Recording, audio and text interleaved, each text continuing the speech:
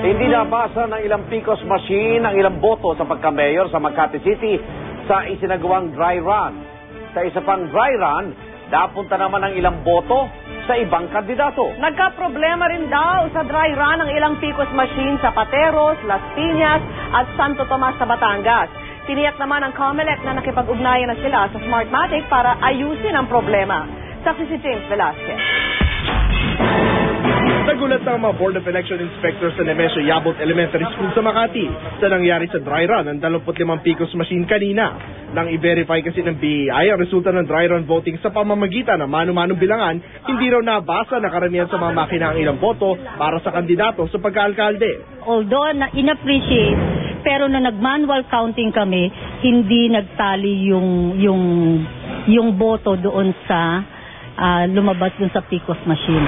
Iba naman na nakita problema sa Guadalupe Viejo Elementary School na mag-double check ng mga resulta sa mano-manong bilangan, lumalabas na napupunta naman sa ibang kandidato ang mga boto. Wala namang ambiguous na markings pero hindi binasa. Still zero ang kanilang votes. Samantala meron isang kandidato na ang bilang ko ay 2 lang, ang mark ay 4. Ganito rin ang napaulit na sitwasyon sa ilang dry run sa Pateros, Las Piñas at Santo Tomas sa Batangas, kung saan may ilang botong hindi binilang o di gaya'y sumobra naman. Ayon sa COMELEC, kinakausap na raw nila ang Smartmatic tungkol sa problemang ito. Pupunta rin daw sila sa mga apektadong lugar para magsagawa muli ng dry run. Basta may report coming from the election officer na hindi sila nag-function accurately, papaano yun.